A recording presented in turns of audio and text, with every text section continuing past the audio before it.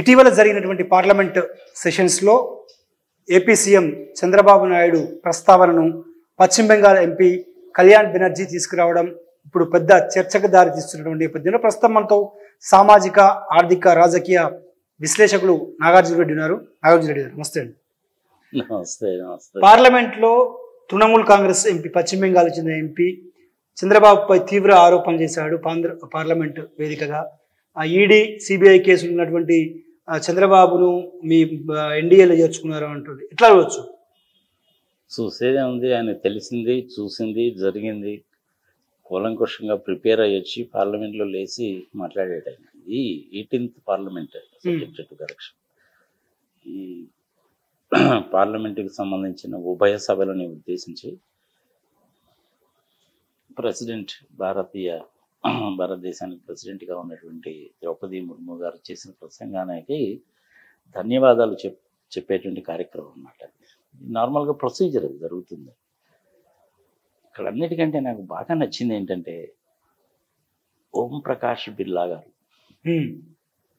బిర్లా గారు చాలా నిలుపుగా, నిదానంగా, కూల్గా, కామ్గా, ప్రశాంతంగా అందరికీ కూడాను చక్కటి అవకాశం ఇవ్వడం.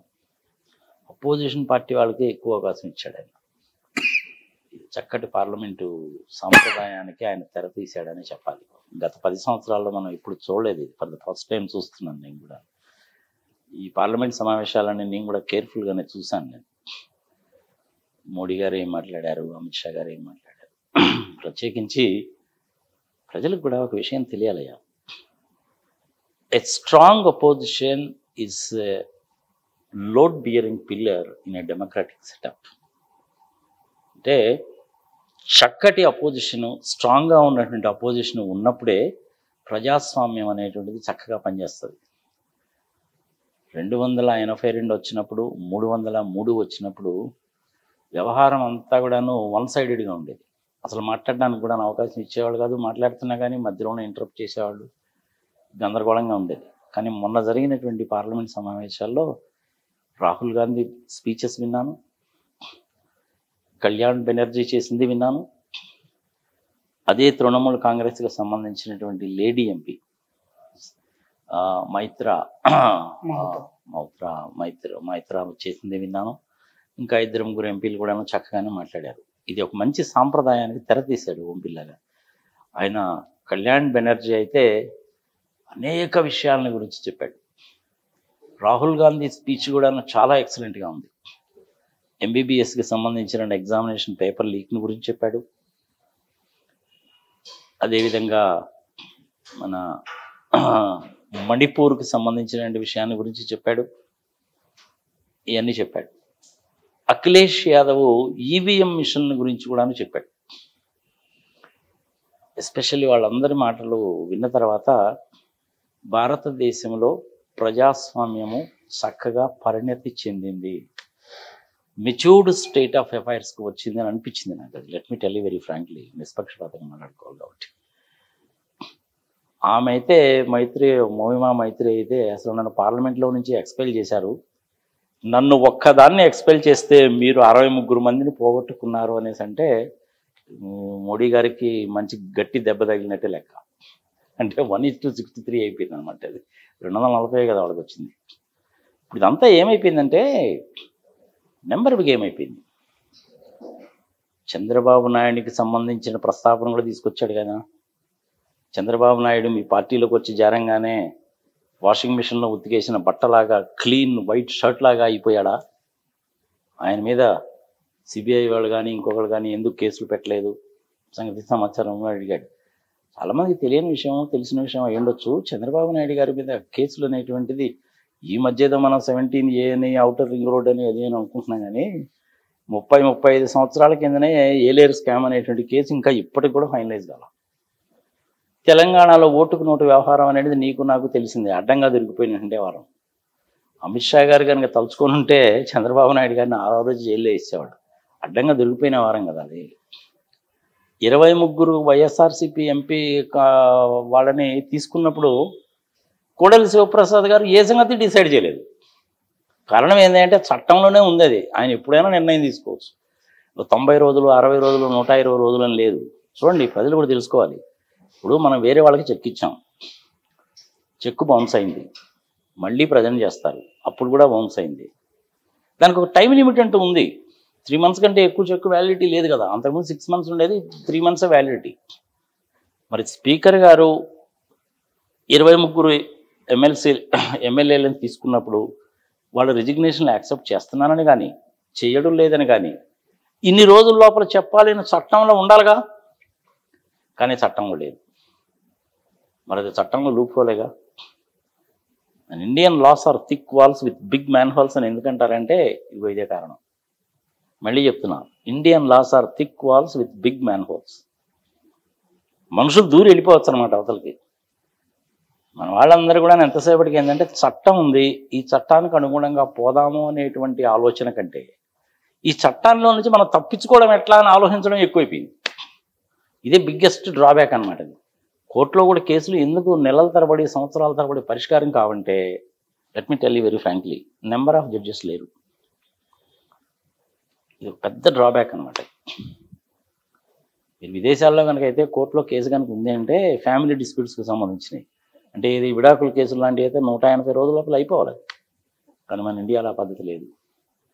నెంబర్ ఆఫ్ జడ్జెస్ని పెంచకుండా, వాళ్ళకి సదుపాయాలు కల్పించకుండా కోర్టులో ఉన్నటువంటి కేసులు పరిష్కారం కావాలి అంటే కావు. అంటే కళ్యాణ్ బెనర్జీ మాట్లాడుతూ ఇంకొక మాట కూడా అన్నాడు. అంటే ఎన్నికల ఫలితాలు వచ్చిన రోజు స్టాక్ మార్కెట్ అంతా డీలా పడిపోయింది, ఇన్వెస్టర్లు నష్టపోయారు, కానీ హెరిటేజ్కి చెందిన సంస్థ లాభాల్లో ఉంది అనే కామెంట్ కూడా చేశాడు. మరి అది ఎట్ట కుదురుతుంది? కామన్గా కనుక ఆలోచిస్తే జరగకూడదు కదా. 31 లక్షలు కోట్ల రూపాయలు అనేటువంటిది దేశంలో ఉన్న ప్రజలందరూ నష్టపోతే వీళ్ళకి 590 531 ఎట్లా వస్తాయి? అంతకుముందు ఏం చేశారంటే వీళ్ళు, నాకు తెలిసి సబ్జెక్ట్ టు కరెక్షన్, హెరిటేజ్ వాళ్ళు రైట్ ఇష్యూ ఇచ్చారు. ఓకే, రైట్ ఇష్యూ అంటే ఏంటంటే ఉన్నటువంటి షేర్ హోల్డర్కి ఇంకొంచెం షేర్లు ఇవ్వడం అనమాట. దాన్ని రైట్ ఇష్యూ అంటారు కంపెనీస్ యాక్ట్ ప్రకారం. ఆ రైట్ ఇష్యూలో ఏదో గందరగోళం జరిగింది, స్కామ్ జరిగింది అనేటువంటి రిపోర్ట్స్ వచ్చాయి. ఇప్పుడు అది ఎట్లా స్కామ్ జరిగింది ఏంటన్న సంగతి నాకు కూడా డీటెయిల్స్ తెలియవు. I'm going through the details. ఇప్పుడు ఆ డీటెయిల్స్ ఏంటి అనేది నేను కూడా చూస్తున్నాను. అనేది చూస్తే కానీ నేను కంప్లీట్గా దాని గురించి చెప్పలేను. ఇప్పుడేంటి, ఇంతకుముందు ఒకసారి కూడా వచ్చింది కదా మనకి. కరోనా టైంలో దేశంలో పాపం చాలామంది ఇన్వెస్టర్లు 100, 200, 300 షేర్లు, 10,000, 20,000, 25,000, ₹1,00,000 పెట్టి షేర్లు కొనుక్కున్న వాళ్ళందరూ నష్టపోయారు. కానీ ముఖేష్ అంబానీకి రోజుకి 90 కోట్ల రూపాయల ప్రాఫిట్ వచ్చింది. రోజుకో గంటకో అనుకుంటాను ఇంకా చెప్పాలంటే. మరి ఎట్లా కుదురుతుంది అంటే, డబ్బులు ఉన్నటువంటి వాళ్ళు ఏదైనా చేయగలరు. ఏముందబ్బా చట్టంలో ఏదో రాస్తారు, ముందైతే చేసేయి, కేసులు పెట్టినప్పుడు చూద్దాం అనేటువంటి నిర్లక్ష్యమైనటువంటి ద్వారా. అంటే చట్టం అంటే విలువ లేదు. విదేశాల్లో అయితే ఎలా ఉంటుందంటే వీలైనంత వరకు చట్టాన్ని పాటిస్తారు. చట్టాన్ని పాటించకపోతే కనుక చట్టం మనల్ని శిక్షిస్తుంది అనేటువంటి భయం ఉంటుంది. ఫస్ట్ చట్టం అంటే గౌరవం ఉంటుంది, నెక్స్ట్ భయం ఉంటుంది. కానీ మన ఇండియాలో ఎలా ఉంటుందంటే చట్టం అంటే గౌరవం ఉండదు, ఇక భయం అనేది లేదు అసలు. మరి వాళ్ళకి మనకు అంత తేడా ఉందిగా. పొద్దు సమానం అమెరికా వాళ్ళ గురించి చెప్పుకుంటాం మనం, సౌదీ అరేబియా వాళ్ళ గురించి చెప్పుకుంటాం. వాళ్ళు అక్కడ చేస్తారట, ఇట్లా చేస్తారంట, తప్పుడు పని కనుక చేస్తే తల తీసేస్తారంట, కాలు తీసేస్తారంట అని. కానీ మన ఇండియాలో కూడా అది ఇంప్లిమెంట్ చేయలేమా అనేసి అంటే చేయొచ్చు. ప్రధానంగా చేయాల్సింది ఏంటంటే చట్టము అంటే మనకి గౌరవం ఉండాలి. అది మన ప్రజలందరూ కూడాను పాటించాలి. దాని తర్వాత చట్టాన్ని జాగ్రత్తగా పాటించాలి అనేటువంటి కామన్ సెన్స్ ఉండాలన్నమాట. ముందు చేసేబ్బా తర్వాత చూసుకుందాం అంటే ఇలాగే ఉంటుంది. నిన్న ఎన్నికల ఫలితాల తర్వాత తొలిసారిగా మీడియా ముందుకు వచ్చినటువంటి వైసీపీ అధినేత జగన్ మాట్లాడుతూ రాష్ట్రం రావణ కాష్టంలా మారింది, యాక్షన్కు రియాక్షన్ ఉంటుంది, మా వాళ్ళ మీద దాడుల విషయంలో విజ్ఞప్తి చేయను, హెచ్చరిక చేస్తున్నానని కామెంట్స్ చేశాడు. ఎట్లా చూడొచ్చు? ఏంది దాన్ని ఎట్లా చూసేది ఉంది? ఆయన మాట్లాడాడు, నువ్వు విన్నావు, నువ్వు నన్ను అడుగుతున్నావు. చూసేది ఏముంది? ఎట్లా చూసేది అంటే క్యాడర్లో ఏమన్నా అంటే వాళ్ళకి భరోసా కల్పించే విధంగా అంతే కదా. నాయకుడు అనేటువంటి చేయాల్సిన పని అదే కదా. 12 గంటలు, 1 గంట, 2 గంటలు, 4వ తారీఖు కరెక్ట్గా జూన్ 4వ తారీఖుగా జరిగింది. 4 గంటల నుంచి మొదలు పెట్టేశారనమాట. మరి దాని రావణ కాష్టంలా ఉంటుంది సంగతి సమాచారం అంటే జరిగిన మాట వాస్తవమే కదా. దానికి ఎవరు చెప్పాలి? చంద్రబాబు నాయుడు గారే చెప్పాలి. ఆయన కానీ లేకపోతేనేమో మన పవన్ కళ్యాణ్ కానీ మిగిలిన వాళ్ళు చెప్పాలి, ఇది పద్ధతి కాదు, చేయబాకండి. అంతేగాని అంతకుముందు వాళ్ళు చేశారు కాబట్టి మేము చేస్తామంటే వాళ్ళకి మీకు తేడా ఉంటుంది. వాళ్ళు అలాంటి పనికిమాలిన పనులు చేశారనే కదా మిమ్మల్ని ఎన్నుకుంది. మరి మీరు కూడా అదే పనులు కనుక చేస్తే వాళ్ళకి మీకు తేడా ఉంటుంది. గాడిద గుర్రం సమానం అయిపోవట్లా. నీ స్పెషాలిటీ ఏముంటుంది అందులో? నిరోధించాల్సినటువంటి బాధ్యత చంద్రబాబు నాయుడు గారిది, పవన్ కళ్యాణ్ది, రెడ్ పుస్తకంలో రాసుకున్నట్టు లోకేష్ బాబు గారు. గతం కథ జరిగింది ఏదో జరిగిపోయింది. వాళ్ళు చేశారని మనం చేయడం చేయకూడదు. ఇట్లాంటి కార్యక్రమాలు చేయకండి, స్ట్రిక్ట్ యాక్షన్ తీసుకుంటానని చెప్పి చంద్రబాబు నాయుడు గారే చెప్పాలి. మరి నెల రోజుల నుంచి ఎందుకు ఊరుకున్నాడు ఆయన? తెలియక ఊరుకున్నాడా? కాదు, తెలిసే ఊరుకున్నాడు, కావాలనే ఊరుకున్నాడు. ఇది పద్ధతి కాదు. నేను మా ఊరు వెళ్తే చెప్తున్నారు అన్నమాట. అంతకుముందు ఏదో జే ట్యాక్స్ అనేవాళ్ళు కదా ప్రధానికి, జగన్మోహన్ రెడ్డి ట్యాక్స్ అని. ఇప్పుడు వాళ్ళకి ఆ ఏరియా కనుక వెళ్తే ఏంటంటే ఇప్పుడు అది సీ ట్యాక్స్ అయిపోయింది అనమాట. చంద్రబాబు ట్యాక్స్ వాళ్ళు గట్టిగా అడుగుతున్నారట. 50,000 రూపాయలు కట్టాల్సిందే, నువ్వు కట్టి తీరాల్సిందేనా 50,000 అంతే. నేను మా ఊరు వెళ్తే చెప్తున్నారు అన్నమాట. పరిస్థితి చాలా దారుణంగా ఉంది. పర్సంటేజ్లో కనుక చెప్పాలి అనేసి అంటే ఇంతకుముందు జగన్మోహన్ రెడ్డి అధికారంలో ఉన్నప్పుడు 10%, 20% జరిగితే ఇప్పుడు వీళ్ళు 100% చేస్తున్నారు. ఊళ్ళో ఖాళీ చేసి పోవాల్సిన పరిస్థితులు వచ్చినాయి. ఇది మటుకు చాలా దారుణంగా ఉంది. దీన్ని మటుకు కంట్రోల్ చేయకపోతే మటుకు కష్టం అవుతుంది. రేపు 29లో వీళ్ళు పోతారు, మళ్ళీ వాళ్ళు వస్తారు. వాళ్ళు చేశారు కదా, మళ్ళీ వాళ్ళు చేయడం మొదలు పెడతారు. వాళ్ళు బాగానే ఉంటారు, ప్రజల సంకనానికి పోతున్నారు కదా. ఈ పద్ధతి ఏం బాగలేదు. దీన్ని కంట్రోల్ చేయాల్సిందేను. చంద్రబాబు నాయుడు గారు, రెడ్ బుక్ లోకేష్ గారు బయటకు వచ్చి మటుకు గట్టిగా చెప్పకపోతే మటుకు ఇది చాలా దారుణమైన పరిస్థితులకు దారితీస్తుంది, కొట్లాటలకు దారితీస్తుంది. విలేజెస్ అన్నీ కూడా నాశనం అయిపోతాయి, ఊళ్ళో వదిలిపెట్టిపోతాయి. ఈ పద్ధతి కాదు అని నాకు కూడా చాలామంది చెప్పిన మాట వాస్తవం. పిన్నెల్లి రామకృష్ణారెడ్డి గారు ఎమ్మెల్యే అభ్యర్థి కాబట్టి ఏ కాన్స్టిట్యున్సీకైనా సరే వెళ్ళొచ్చు. ఆయన కాన్స్టిట్యున్సీలో ఏ పోలింగ్ బూత్కైనా వెళ్ళొచ్చు, చూడొచ్చు, పర్యవేక్షించవచ్చు. అక్కడ ఏమన్నా కనుక గొడవలు ఇట్లాంటివి కనుక ఉన్నట్లయితే రిపోర్ట్ చేయొచ్చు, పోలీస్ స్టేషన్లో కంప్లైంట్ చేయొచ్చు, ఎక్స్ట్రా పోలీస్ బలగాలు కావాలని అడగచ్చు. ఇవన్నీ చేయొచ్చు, ఏం తప్పు కాదు. అక్కడ రిగ్గింగ్ జరుగుతుంది అని తెలిసిన తర్వాత ఆయన అక్కడికి వెళ్ళాడు. మధ్యాహ్నం ఎప్పుడో 3 గంటలకో ఏమో వెళ్ళాడు. కానీ 12 గంటలకల్లా 2 నిమిషాల నిడివిలో ఉన్న వీడియో వచ్చేసింది కదా బయటికి. మరి అది ఎట్టొచ్చింది? అది ఎలక్షన్ కమిషన్ వాళ్ళు రిలీజ్ చేస్తారా? చేయరు. మరి లోకేష్ బాబు ఎట్ట చేశాడు? అది తప్పే కదా. ఈయన కూడా నువ్వు వెళ్ళి చూసిన వాడు ఊరుకోకుండా అక్కడ దాన్ని ఈవీఎం అని పగలగొట్టడం కూడా తప్పే కదా. అది తప్పే, ఇది తప్పే. అక్కడ పోలింగ్ ఆఫీసర్ ఆయన డైరీలో ఏం రాసుకున్నాడు అన్న సంగతి మనకు తెలియదు. ఎలక్షన్ అయిపోయిన తర్వాత 10 రోజుల తర్వాత పిన్నెల్లి రామకృష్ణారెడ్డి గారి మీద కేసులు పెట్టారు. ఆ కేసులు ఏం కేసులు, ఎట్లాంటి కేసులు పెట్టారు? ఆయన పోలింగ్ బూత్లోకి వెళ్ళాడు, జనాల్ని చంపడానికి ప్రయత్నించాడని చెప్పి కేసులు పెట్టారు 10 రోజుల తర్వాత. ఇమీడియట్గా చేయాల్సిన పని 10 రోజుల తర్వాత చేశారు అనేసి అంటే ఉద్దేశపూర్వకంగా కేసులు పెట్టినట్టే లెక్క. జగన్మోహన్ రెడ్డి గారు కూడా నెల్లూరులో అదే చెప్పాడు. ఆయన చెప్పిందే నేను చెప్తున్నాను, జరిగిన వాస్తవమే చెప్తున్నాను నేను. మరి తప్పే కదా. అది పగలగొట్టడం అనేటువంటిది ఈయన తప్పు అయితే పగలగొట్టిన దానికి నువ్వు యాక్షన్ తీసుకోవచ్చు, తప్పులేదు. కానీ అంతకుముందు ఏం జరిగింది? కత్తులు కటార్లు పట్టుకొని జనాలు వచ్చేసి ఓట్లు వేయకుండా జనాలందరినీ కూడా నిరోధించేశారు. ఆ వీడియో కూడా చూశాను నేను. మరి అది కూడా తప్పే కదా. సో శిక్ష అంటూ విధించడం జరిగితే ఇర్రెస్పెక్టివ్ ఆఫ్ ద పార్టీస్ అందరికీ విధించాలి, ఏకపక్షంగా ఎప్పుడు చేయకూడదు. అంటే నిన్న మాచర్ల మాజీ ఎమ్మెల్యేకి సంబంధించి ఆ ఈవీఎంకి సంబంధించి జగన్ చేసిన కామెంట్ల మీద ఎలక్షన్ కమిషన్కు ఫిర్యాదు చేసే ఆలోచనలో టీడీపీ ఉన్నారని వాళ్ళు నేతలు చెప్తున్నారు. చేయండి, దాని మీద ఏమైనా యాక్షన్ తీసుకుంటారా? ఏం కాదు, ఏముంది, ఎలక్షన్ కమిషన్ ఫిర్యాదు చేస్తారు. ఏం చేస్తారు వాళ్ళు మటుకు? ఇప్పుడు ఎలక్షన్ కమిషన్ పోలీసు వాళ్ళని అడుగుతారు. అది ఎప్పుడో జరిగింది, మే 11వ తారీఖు జరిగింది కదయ్యా. నువ్వు ఆ రోజు కంప్లైంట్ చేయకుండా, ఆ రోజే చెప్పకుండా 10 రోజుల తర్వాత నువ్వు కేసు ఎట్టు పెట్టావని పోలీసు వాళ్ళని అడగరు. మరి వీళ్ళు సమాధానం చెప్పుకోవాలి కదా. ఏదో చేసామంటే చేసామని అనిపించుకోవడానికి. ఎందుకంటే పై వాళ్ళ ప్రెషర్ ఎక్కువయ్యేసరికి ఆ కింద ఉండే సబ్ ఇన్స్పెక్టర్లు ఏం చేస్తారు బాబు, ఏదో సెక్షన్ వేసి కేసు పెడతారు. అందులో మర్డర్ కేసు సంబంధించిన సెక్షన్ కూడా పెట్టారు. తప్పు కదా అది. పగలగొట్టడం అనేది ఈయన చేసిన తప్పు అయితే వాళ్ళు 10 రోజుల తర్వాత కేసు పెట్టడం అనేది వాళ్ళు చేసిన తప్పు కదా. మరి అదే జగన్మోహన్ రెడ్డి గారు చెప్పారు. అన్నీ కూడా చూసిన తర్వాతే మన నెల్లూరులో ఉన్నప్పుడు ప్రెస్ మీట్లో పెట్టారు. సరే, ఆయన ఏదో హెలికాప్టర్లో వచ్చాడు, అంత ఖర్చు అయింది, ఇంత ఖర్చు అయింది అనేసి అంటూ ఉంటారు. ఆయన హెలికాప్టర్లో వస్తాడా, రైల్లో వస్తాడా, బస్సులో వస్తాడా, నీకెందుకు?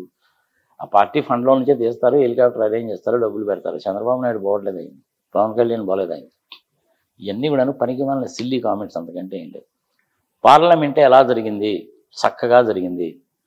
డెమోక్రసీ అనేటువంటిది ఇండియాలో చక్కగా పరిణత చెందింది, మెచ్యూర్ డెమోక్రసీ లాగా ఉంది అన్నది నా అభిప్రాయం.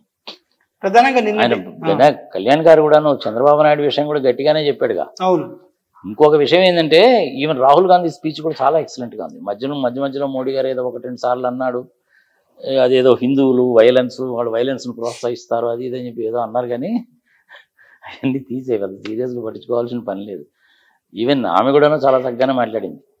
మన తెలుగు ఎంపీ కూడా ఒక ఆయన చక్కగానే మాట్లాడాడు, ఆయన పేరేందో నాకు గుర్తు రావట్లేదు. సడన్గా పార్లమెంట్ మనకు బాగానే జరిగింది. ధన్యవాదాలు చెప్పేటువంటి సెషన్ అన్నమాట. ఇప్పుడు నిన్న రెడ్ బుక్ విషయంలో లోకేష్ రెడ్ బుక్ దగ్గర నుంచి సర్పంచ్ల వరకు కూడా రెడ్ బుక్ టీడీపీ నేతలు యూజ్ చేస్తున్నారు అని కూడా ఆయన కామెంట్ చేశారు. కక్ష సాధింపు చర్యలు ఉండవు అని చెప్పి గతంలో పవన్ కళ్యాణ్ లాంటి వాళ్ళు మాట్లాడారు. కానీ పిన్నెల రామకృష్ణ రెడ్డి చూసినా, అప్పిరెడ్డిని చూసినా, ద్వారంపూడి చంద్రశేఖర్ రెడ్డిని చూసినా, మాజీ ఎమ్మెల్యే సుధాకర్ని చూసినా, అంటే ఇట్లా వరుసగా రోజుకు 2-3 వైసీపీ నేతలపై కేసులు పెడుతున్నాడు. మొట్టమొదటిలో ఆ వేడిలో ఉన్న ఉత్సాహంలో ఏంటంటే మొట్టమొదటి చేస్తారు, కానీ గ్రాడ్యువల్గా వచ్చే కొద్దీ తగ్గిపోతాయి. ఎందుకంటే for every reaction there is reaction కదా. ఒకసారి 2 సార్లు 3 సార్లు చూస్తారు, 1 రోజు 2 రోజులు 3 రోజులు 1 నెల రోజులు చూస్తారు, ఆ తర్వాత యువతల వాళ్ళు ఊరుకుంటారా? ఇల్లు కూడా తిరగబడతారు కదా. అసలు ఆ పరిస్థితి ఎందుకు తెచ్చుకోవాలి? చంద్రబాబు నాయుడే బయటకు వచ్చి ఇలాంటి పనులు చేయకండి అని ఒక మాట చెప్తే పోద్దిగా. అంత పెద్ద మనిషి 40 years ఇండస్ట్రీ అని అదే పని సెలవు డబ్బా కొట్టుకుంటాడు. ఆయన చెప్పకపోతే ఎట్లా? చెప్పాల్సిన ఆయనన్నా చెప్పాలి, పవన్ కళ్యాణ్ అన్నా చెప్పాలి. పవన్ కళ్యాణ్ అయితే ఎలక్షన్స్ ముందు చాలా దారుణంగా మాట్లాడిన సందర్భాలు మనం చూసాం కదా. 3rd class లాంగ్వేజ్ అయితే మనం విన్నాం కదా. భూమిలో పాతేస్తానని గట్టిగానే మాట్లాడావు కదా.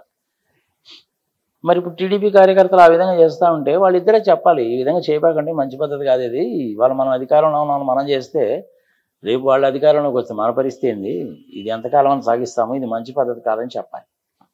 వాళ్ళిద్దరు ఆ స్టేట్మెంట్ ఇవ్వలేదుగా. ఎందుకు ఇవ్వలేదు అనేటువంటిది ప్రజల విజ్ఞతగా వదిలేద్దాం. అందుకని ఇంగ్లీష్లో ఒక సామెత చెప్తారు, అందుకే నేను every dog has its own day అంటారు.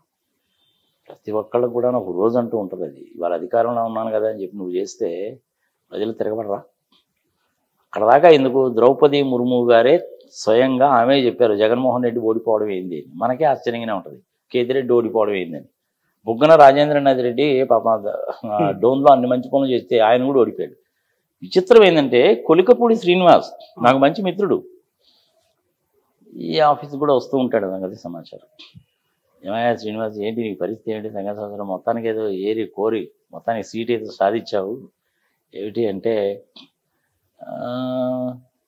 ఏమనన్నా చూడాలి ఏమవుతుందో ఏందో సంగతి సమాచారం. అంటే గెలుస్తానని చెప్పలేదు, ఓడిపోతున్నానని క్యాండిడేట్ ఎనీహో చెప్పడం, కానీ గెలుస్తానని కూడా గట్టిగా చెప్పడం.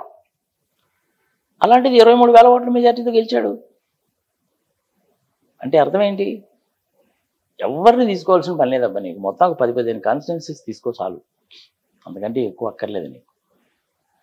తెలుగుదేశం పార్టీకి సంబంధించిన బుచ్చయ్య చౌదరి గారు గ్యారంటీగా గెలుస్తారని నేనే చెప్పాను. అట్లా గెలిచే వాళ్ళకు కొంతమంది ఉన్నారని చెప్పి నేనే చెప్పిన మాట కూడా వాస్తవం. పత్తిపాటి పుల్లారావు నాకు మంచి మిత్రుడే, గెలుస్తానన్నాను నేను డెఫినెట్గా 25,000 ఓట్ల మెజారిటీతో అన్నాడు. మంచి మిత్రుడే, గెలవాలని కోరుకుంటాను, అది డిఫరెంట్.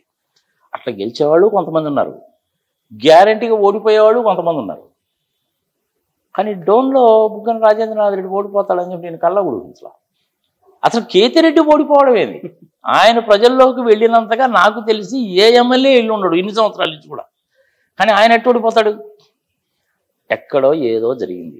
ఆ ఏదో జరిగింది ఏంది అన్నటువంటి దాన్ని గురించి కూడాను మొన్న పార్లమెంట్లో అఖిలేష్ యాదవ్ చెప్పాడు. ఈవీఎంలు మేనేజ్ చేశారని చెప్పి డైరెక్ట్నో ఇండైరెక్ట్నో ఆయనే చెప్పాడు. మరి ఇంకా అలాంటప్పుడు ఏంటంటే భారత రాష్ట్రపతి ఒక నిర్ణయం తీసుకోవాలి. ప్రజల్లో ఇన్ని సందేహాలు అనుమానాలు ఉన్నాయి కాబట్టి ఈ స్టేట్లో ఈ కాన్స్టిట్యున్సీస్, ఈ స్టేట్లో ఈ కాన్స్టిట్యున్సీస్, ఈ రాష్ట్రంలో ఈ ఎంపీ కాన్స్టిట్యున్సీస్లో బ్యాలెట్ పేపర్ల రూపంలో ఎలక్షన్లు పెట్టండి, వ్యవహారం తేలిపోతుందని ఆమె చెప్పాలి. ఇప్పుడు నువ్వు ఈవీఎంలను మేనేజ్ చేసి అందులో ప్రోగ్రామ్ నీకు అనుకూలంగా రాయించుకొని ఆ చిప్పులు తీసుకెళ్ళి పెట్టి నువ్వు ఓట్లు తెచ్చుకొని గెలిచావు, బాగానే ఉంది. రేపు 29లో కూడా మీరు అదే పని చేస్తారు. చిత్రం ఏంటో చూడు, 543 స్థానాలు కదా, 400 వచ్చేస్తాయి, 400 వచ్చేస్తాయి, 400 వచ్చేస్తాయి అని అదే పనిగా బీజేపీ కూటమి వాళ్ళు చెప్పారు కదా. ఫేజ్ 1, 2, 3 మొత్తం 285 సీట్లు. ఎప్పుడైతే ఈ 285 సీట్లలో ఓటింగ్ జరిగిన తర్వాత, వ్యవహారం తేలిన తర్వాత మనము గెలవము, కష్టమవుతుంది, చాలా సీట్లు కోల్పోతున్నాం సంగతి తెలిసిందో, 4, 5, 6, 7 ఫేజుల్లో మేనేజ్ చేయడం మొదలుపెట్టారు. మేనేజ్ అంటే ఏం లేదబ్బా, ఈవీఎంలో ఉండేది చెప్పేగా, దాని గురించి ఇంతకుముందు డీటెయిల్గా 3 వీడియోలు కూడా చేశాంగా, మళ్ళీ జనాలుగా చెప్పడం ఎందుకు. చంద్రబాబు 2 రోజుల పాటు ఢిల్లీ టూర్ అఖిలేష్ యాదవే పార్లమెంట్లో చెప్పాడు అది. కళ్యాణ్ బెనర్జీ కూడా ఇంచుమించుగా అదే చెప్పాడు. మా టీఎంసీకి సంబంధించిన ఇంకొక ఆమె అయితే నన్ను పార్లమెంట్లో నుంచి లాస్ట్ టైము నేనేదో డబ్బులు తీసుకొని క్వశ్చన్ అడిగానని చెప్పి నన్ను పార్లమెంట్లో నుంచి ఎక్స్పెల్ చేశారు, కానీ నేను మళ్ళీ ఇప్పుడు గెలిచి పార్లమెంట్లోకి వచ్చాను, నన్ను ఒక్కదాన్ని ఎక్స్పెల్ చేసి మీరు సంకలం గుర్తుకున్నారు, మీరు 63 పోగొట్టుకున్నారన్నారు. కరెక్టే కదా మరి. 303, 240 కదా, 63 మంది పోలా. ఇప్పుడు పాపం వాళ్ళ పరిస్థితి కూడా ఎట్టుందంటే పాపం బీజేపీ వాళ్ళ పరిస్థితి. నితీష్ కుమార్ ఎప్పుడు ఉంటాడు ఎప్పుడు పోతాడు అనేది అనుమానం. చంద్రబాబు నాయుడు కూడాను జంపు జిల్లానే మనకు తెలిసిందే.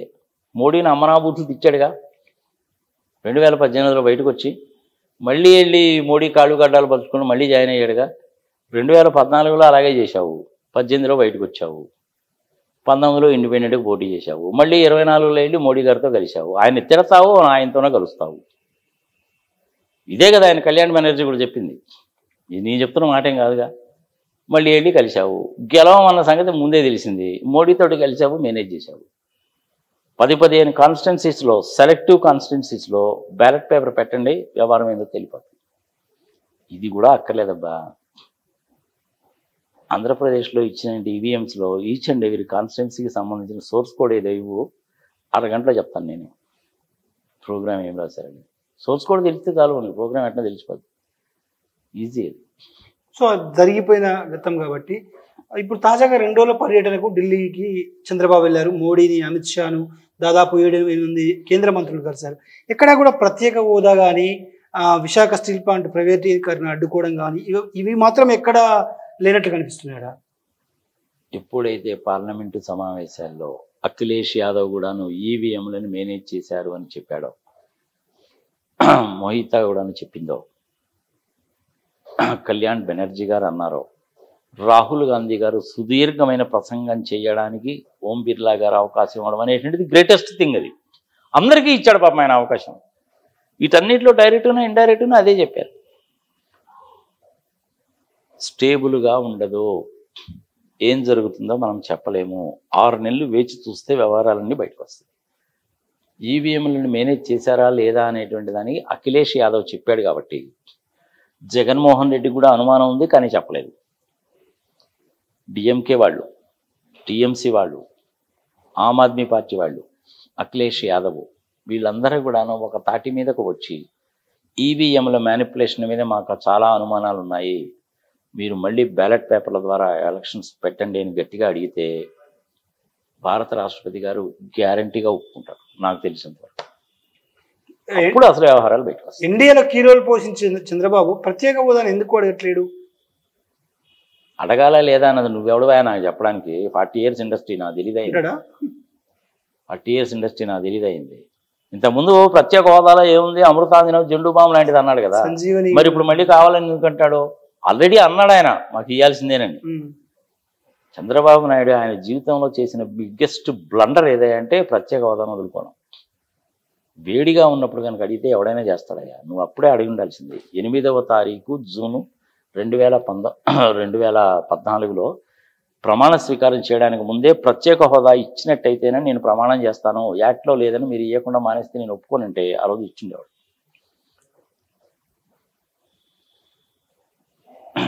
ఏం చేయలేదు ఆ పని. ఒక రకంగా చెప్పాలంటే ఆంధ్రప్రదేశ్కి ద్రోహం చేసినట్టు. మరి జగన్మోహన్ రెడ్డి ఎందుకు అడగలేదు? 5 సంవత్సరాల కాలం గడిచిపోయింది, వాళ్ళకి 303 వచ్చినాయి. అందుకని చెప్పి ఇంకా మనం అడగడానికి ఛాన్స్ లేదనుకున్నాడు. వాళ్ళకి 260 240 కనుక వచ్చింటే గట్టిగా అడిగిండేవాడు. ఇప్పుడు చంద్రబాబు నాయుడు గారికి 240 వాళ్ళకి వచ్చినాయి కాబట్టి ఆయనకు అవకాశం ఉంది. చూద్దాం ఏం చేస్తాడని. సరిగా ఈ 10 సంవత్సరాలు కూడాను బీజేపీ వాళ్ళది ఆడింది ఆట, పాడింది పాట అయిపోయింది. నేను కూడా బీజేపీ వాళ్ళకి ఓట్లు వేసినాను 2014లో. ఫర్ ఇన్ఫర్మేషన్, ఈటెల రాజేంద్ర నాకు మంచి ఫ్రెండ్ కాబట్టి ఈటెల రాజేంద్ర గారికి ఓటు వేయాలని ఉద్దేశంతో మొన్న వేసాను నేను కూడా. 2014లో వేసినప్పుడు మోడీని చూసి, 2024లో ఈటెల రాజేంద్రకి వేసింది ఈటెల రాజేంద్రని చూసి, మోడీ గారిని చూసి కాదు. మరి 10 సంవత్సరాల తేడా వచ్చిందా లేదా? నాలాంటి వాళ్ళలో కూడా తేడా వచ్చిందిగా. రాహుల్ గాంధీ చక్కగా మాట్లాడాడు, భారత డెమోక్రసీ పరిణతి చెందింది. మళ్ళీ ఒకసారి ప్రజలకు చెప్తున్నా, strongest opposition is the load bearing pillar of democracy. ఉండి తీరాలి. స్ట్రాంగ్ అపోజిషన్ ఉంటేనే అవతల అధికారంలో ఉండేవాళ్ళు పిచ్చి పిచ్చి వేషాలు వేయకుండా జాగ్రత్తగా ఉంటారు. లేకపోతే పిచ్చి పిచ్చి వేషాలు చాలా వేస్తారు. మోడీ గారు ఎంత దూరం వెళ్ళిపోయాడంటే, నేను దైవాంశ సంభూతుణ్ణి, అసలు దేవుడు నన్ను ఈ భారతదేశాన్ని పరిపాలించడానికి పంపించాడు అన్న లెవెల్లో చెప్పాడు ఆయన. దైవాంశ సంభూతుడు ఎట్టయితాడండి నాకు అర్థం కాదు. శ్రీకృష్ణ పరమాత్మ నన్ను శంకరుడు పంపించారు. ఇట్లాంటివన్నీ దృష్టిలో పెట్టుకొని రాహుల్ గాంధీ కూడా నా ఫోటోలు చూపించాడు. దాన్ని కూడా తప్పుపడితే ఎట్లా? హిందూయిజం హిందూయిజం హిందూయిజం అంటారు కదా వీళ్ళు, అవునా? అదే పనిగా అంటూ ఉంటారు కదా. మరి ఇంత చేటు మాట్లాడేటువంటి వాళ్ళు ఇండియా కాదు భారత్ అని పేరు పెట్టాలన్నప్పుడు హిందుస్థాన్ అనే పెట్టు. నువ్వు ఎందుకు పెట్టలేదు మోడీ గారు? అది ఇప్పుడు చూడు, వాళ్ళకి పార్లమెంట్లో చాలా బిల్లులు ఉన్నాయి. ఇది సిఏఏకి సంబంధించింది ఉంది, యూనిఫామ్ సివిల్ కోడ్కి సంబంధించింది ఉంది, రైతులకు సంబంధించింది మళ్ళీ తీసుకొస్తారేమో అని తెలియదు. పాస్ కావాల్సిన బిల్లులు చాలా ఉన్నాయి. వాళ్ళకేమో 240 వచ్చింది, మెజారిటీ లేదు. ఇక్కడ చంద్రబాబు నాయుడు గారికి ఏమో 16 + 2 పవన్ కళ్యాణ్ అంటే 18, అక్కడ ఆయనకేమో 12. ఆ 18, 12 కనుక కలిస్తే 30. అవునా? ఫిగర్స్ జంబ్లింగేగా. 293లో నుంచి 30 కనుక తీసేస్తే మోడీ గారి సభకి 263గా. అవునా? ఈ 30 వెళ్ళి మీ రాహుల్ గాంధీ గారి కనుక కలిసినాయి అనుకో, ఆయనకి 234 వచ్చినాయి వాళ్ళ కూటమికి. ఈ 30 కనుక కలిస్తే 264 అవుద్దిగా. 263, 264 ఇయేగా ఫిగర్లు. చంద్రబాబు నాయుడు గారును పోయి కాంగ్రెస్ వాళ్ళతో ఇంతకుముందు కూడా కలవడానికి ప్రయత్నించాడు. తెలంగాణ ఎలక్షన్లో కలిశాడు కూడా. ఎట్ట నమ్ముతావు నువ్వు? సో చంద్రబాబు నాయుడు ఆయారాం గాయారామే. అటుపక్క నితీష్ కుమారు ఆయారాం గాయారామే. వీళ్ళిద్దరి చేతిలోనేమో 30 ఉన్నాయి. ఇండిపెండెంట్గా గెలిచిన వాళ్ళేమో 18 మంది ఉన్నారు. వీళ్ళిద్దరు వెళ్ళి రేపు కాంగ్రెస్తో కలిసిపోయి 264 అయితే ఇంకొక 10 మంది ఇండిపెండెంట్గా ఉన్న ఎమ్మెల్యేలు కనుక ఎంపీలు కనుక వచ్చారనుకోండి, 274 అయిపోవట్లా. ప్రభుత్వం కూలిపోదు. ప్రతి పార్టీకి కూడాను ఆల్టర్నేటివ్ ప్లాన్స్ ఉంటాయి. ఇటుపక్క కాంగ్రెస్ వాళ్ళు ఆలోచిస్తుంటారు, అటుపక్క ఎన్డీఏ వాళ్ళు కూడా ఆలోచిస్తూ ఉంటారు. ఈ వ్యవహారాలన్నీ కనుక తేలాలంటే ఒక్క 3-4 నెలలు కనుక ఓపిక కనుక పడితే తెలిపోద్ది వ్యవహారం. రేవంత్ రెడ్డి చంద్రబాబు భేటీని ఎట్లా చూస్తారు? ఎందుకంటే ఇక్కడ ప్రతిపక్షాలు గురు శిష్యుల భేటీగా అభివర్ణిస్తున్నాయి. ఈ రేవంత్ రెడ్డి భేటీతో తెలంగాణ రాజకీయాలు వెలువెట్టేందుకు చంద్రబాబు ప్రయత్నిస్తున్న వార్తలు కూడా ఉంది. ఆయన ఏం లేదు కాలేదు, ఎప్పుడు జెండా బీగేశారు కదా. లీడర్లు ఎవరున్నారు? లీడర్స్ ఎవరు లేరు. లోయర్ లెవెల్ అయినా కార్యకర్తలు ఉంటే ఉంటారేమో కానీ లీడర్స్ ఎవరున్నారు? లేరు. చంద్రబాబు నాయుడు హయాంలోనే కదా నోటుకు ఓటు కేసు వ్యవహారం వచ్చింది. ఈయనే కదా 50 లక్షల రూపాయలు తీసుకెళ్ళి అడ్డంగా దొరికిపోయాడు. మరి ఇప్పుడు ఆయనేమో ముఖ్యమంత్రి అయిపోయాడు. ఇక్కడ చంద్రబాబు నాయుడు ఏమో ఆడ ముఖ్యమంత్రి అయిపోయాడు. తీసుకెళ్ళి ఇచ్చినండి రేవంత్ రెడ్డి ఏమో ఏడో ముఖ్యమంత్రి అయిపోయాడు. మరి ఆ గురు శిష్యుల సంబంధం అయితే ఉంటుంది కదా. సో అది బ్యాక్గ్రౌండ్లో జరుగుతుంది. ప్రజలకి కనపడేటువంటిది, పత్రికల్లో వచ్చేటువంటిది, టీవీల్లో వచ్చేటువంటిది ఏంటంటే కృష్ణా గోదావరి జలాల సంబంధించినటువంటిది, జలాల పంపిణీ, నదీ జలాల పంపిణీ వ్యవహారాలు, ఏపీఎస్ఆర్టీసీకి సంబంధించిన బస్సుల వ్యవహారాలు, ఆస్తుల పంపకాలు. ఆస్తులు ఏం కాస్తున్నాయా? చాలా ఉన్నాయి కదా. నాకు తెలిసినంత వరకు ఒక చిన్న క్యాల్కులేషన్ కనుక చేస్తే ఇంచుమించుగా తెలంగాణ గవర్నమెంట్ వాళ్ళు ఆస్తుల విలువలు, అందులో ఉన్న పెట్టుబడులు, APSFC, Andhra Pradesh streets development corporation, APSRTC ఇట్లాంటి వాటికి సంబంధించిన చూస్తే ఇంచుమించుగా 1,00,000 కోట్ల రూపాయలు తెలంగాణ గవర్నమెంట్ వాళ్ళు ఆంధ్రప్రదేశ్కి ఇవ్వాల్సి వస్తుంది. దాని గురించి మాట్లాడుకోవడానికి ఏమైనా వస్తున్నాడేమో. అదే ప్రధాన ఎజెండా కింద మనకు కనపడుతుంది. అదంతా ఒక 1 అవర్ మాట్లాడుకుంటారు, భోంచేస్తారు. సరే ఆయన వస్తాడు, ఈయన రిసీవ్ చేసుకుంటాడు, కారు డోరు తీస్తాడు, శాలువా కప్పుతారు, ఫ్లవర్ బొకే ఇస్తారు, ఫోటోలు వస్తాయి. ఇవన్నీ బాగానే ఉండి ఇవన్నీ మామూలే తీసేయి. 1 గంటన్నర ఈ ఆస్తిపాస్తులకు సంబంధించిన కనుక మాట్లాడుకోవాలనే పని ఇది కనుకైతే చీఫ్ ఇంజనీర్స్ ఉంటారు, మినిస్టర్స్ ఉంటారు, సెక్రటరీస్ ఉంటారు. ఇదంతా ఒక సెట్టు. తర్వాత ఇంకొక 1.5 అవర్ ఏం జరుగుతుందిరా బాబు అంటే మిగిలిన వ్యవహారాలు జరుగుతాయి. ఏందా రేవంత్ రెడ్డి మరి నోటుకు కోటు వ్యవహారం ఏంటి మరి సంగతి సంవత్సరాలు అంటే, మరి నేనేమో కాంగ్రెస్లో ఉన్నాను, మీరేమో మోడీ గారితో కలిసి ఉన్నారు, మరి మోడీ గారితో ఏదో కొంచెం సర్దుబాటు చేయండి. అది మీకు ఇబ్బందే నాకు ఇబ్బందే కదా అనేది ఒక విషయం. ఆల్టుగెదర్ తెలంగాణలో జెండా బీకేసాం కదా మేము, మరి కార్యకర్తలు అయితే ఉన్నారు, మళ్ళీ లీడరు ఉంది, ఇక్కడ బిల్డింగ్ అది ఇది సంగతి సమాచారం అంటే సరేదే మీరు కానివ్వండి, నీ జాతర ఏదో నేను చేస్తాను అంటే ఏదో జరుగుతాయి కొన్ని. ఆ బ్యాక్గ్రౌండ్లో జరిగే 3 గంటలు మాట్లాడుకుంటారు, పత్రికల కన్నా టీవీలకు కనపడేసి 1.5 hour ఉంటుంది. ఇది నార్మల్గా జరిగేది. మోస్ట్ ప్రాబబ్లీ అడుగుతారులేండి. నదీ జల ఇప్పుడు 811 టీఎంసీలు వాటర్ కృష్ణ, అది 2 రాష్ట్రాలకి 58-42 రేషియోలో పంచారు. అక్కడ తగాదా. అలాగే విధంగానే గోదావరికి సంబంధించింది. గోదావరిలో ఏమవుతుందంటే గోదావరి వాటర్కి సంబంధించినంత వరకు ఏమీ డిస్ప్యూట్స్ అంటూ ఏమి లేవు. బట్ కాళేశ్వరం అయితే కుంగిపోయింది, అది తెలంగాణకు సంబంధించింది, చంద్రబాబు నాయుడికి సంబంధం లేదు. పులిచింతలకు సంబంధించిన దాంట్లో నాకు తెలిసి ఒక 110 కోట్లు ఏమో తెలంగాణ గవర్నమెంట్కి ఇవ్వాలి. 45 టీఎంసీలు స్టోర్ చేసుకోవచ్చు. ఎప్పుడు కూడా ఇంతవరకు స్టోర్ చేయలే. కారణం ఏంటి? భూభాగం మునిగిపోద్ది తెలంగాణ ప్రాంతంలో. దాన్ని తెలంగాణ గవర్నమెంట్ వాళ్ళు అబ్జెక్షన్ పెట్టారు. దానికి 110 కోట్లు 120 కోట్లు ఆంధ్రప్రదేశ్ గవర్నమెంట్ తెలంగాణ గవర్నమెంట్కి ఇవ్వాలి. ఆ భూసేకరణ దానికి రీహాబిటేషన్ కోసం అది ఇచ్చారా లేదా అన్న సంగతి నాకు ఎక్కడ తెలియదు. ఆ ఇన్ఫర్మేషన్ గురించి అడిగితే నాకు ఎవరు కూడా కరెక్ట్గా ఇన్ఫర్మేషన్ చెప్పలేదు. మరి దాని గురించి ఏమైనా చెప్తానేమో, దాని గురించి కూడా నాకు తెలియదు. అంటే చిన్న చిన్న వివాదాలు ఉంటాయి. కానీ ఇక మీద ఏంటంటే ఏదో నీళ్లు తక్కువ అయిపోయినాయి కదా అని చెప్పి శ్రీశైలం డ్యాంలో వెనక మోటార్లు వేసి తోడేయడం ఇట్లాంటివి మటుకు జరగదు. ఏపీఎస్ఆర్టీసీ వాళ్ళకు కూడాను ఇంచుమించుగా 1,00,000 కోట్ల రూపాయల ఆస్తులు ఉన్నాయి. అందులో హైదరాబాద్లోనే ఎక్కువ ఉన్నాయి. మరి దాన్ని కూడాను 58-42 రేషియోలో పంచుకోవాలిగా. గట్టిగా కన్నా మాడితే తెలంగాణ ఆర్టీసీ కార్పొరేషన్ వాళ్ళు కొన్ని బస్సులు ఏపీఎస్ఆర్టీసీ వాళ్ళకి ఇవ్వాల్సి వస్తుంది. సరే, ఈ పాత బస్సులు కావచ్చు, కొత్త బస్సులు కావచ్చు, ఏదైనా సరే ఇలాంటి విషయాల గురించి మాట్లాడుకోవడానికి వస్తారు. సరే, ఇంక ఓటుకు నోటుకు వ్యవహారం అయితే మనకు తెలిసిందే. గవర్నర్ గారు చేసిన దిక్కుమాలి పని అనేది. ఏం జరిగిందో తెలిసిన ప్రజలకు కూడా సింపుల్గా అర్థం కావాలంటే, ఏమండి కేసీఆర్ గారు ఇద్దరు ముఖ్యమంత్రులు అయ్యారు, ఇది కొత్త అయింది కొత్త, 2 రాష్ట్రాలు ఏర్పడ్డాయి. ఆయన ఓటుకు నోటుకు కేసు వ్యవహారంలో దొరికిపోయాడు. నిన్నేమో అసలు నాకు ఏసీబీ ఉంది, నీకు ఏసీబీ ఉంది, నిన్ను దేవుడు కూడా రక్షించలేదు ఆయన అంటున్నాడు. ఏంటి మీరేమంటారు? ఏమండి కేసీఆర్ గారు ఏంటి మీ ఉద్దేశం? నాకేమి లేదండి, ఆయన హైదరాబాద్లో ఉండకూడదు, వెళ్ళిపోవాలి. రైట్. ఏమండి చంద్రబాబు నాయుడు గారు మీ సంగతి ఏంటండి? ఒకరోజు కాదు ఒకరోజే నేను వెళ్ళిపోవాల్సిందే కదా సార్, నేను వెళ్ళిపోతానండి, రేపు వెళ్ళిన తట్టా పుట్ట వేసుకుపోతా. అయిపోయింది. దాంతో ఏమైంది? వీళ్ళిద్దరు బాగానే ఉన్నారు. ఆంధ్రప్రదేశ్లో తెలంగాణలో ప్రజలు పిచ్చోళ్ళు అయ్యారు. చేసింది ఎవరు మధ్యలో? గవర్నర్ గారు చేసిన పని. మరి ఇప్పుడు ఆయన ఎక్కడున్నాడో ఎవడికి తెలియదు. ఇంట్లో కూర్చొని ఏమన్నా పుస్తకాలు రాసుకుంటున్నాడో మనకు తెలియదు. ఆ క్షయంలోనే గవర్నర్ గారు కనుక గట్టిగా కనుకుంటే వ్యవహారం తెలిపేది. అమిత్ షా గారు కనుక నిజంగానే ఢిల్లీ పిలిపించి ఇద్దరిని ఏందా మీ వ్యవహారం ఏంటి, మీరేంటి, మీరు తిట్టుకోవడం ఏంటి, ఎమ్మెల్సీని కొనడం ఏంది, 5 కోట్లకు మాట్లాడుకోవడం ఏంది, 50 లక్షలు ఇవ్వడం ఏంది, ఆయన చేత పంపించడం ఏంది, ఇదేం బాగలేదు సంగతి సమాచారం అంటే అమిత్ షా గారు కనుక గట్టిగా కనుక యాక్షన్ తీసుకున్నాడు చంద్రబాబు నాయుడు అప్పుడే జైలు వేసేవాడు. కానీ అప్పుడు బీజేపీతో కలిసి ఉన్నాడుగా. చూసేవారు రాజకీయం అనేది ఎట్టుంటుందో, ప్రజల్ని పిచ్చోళం చేస్తారా వీళ్ళు.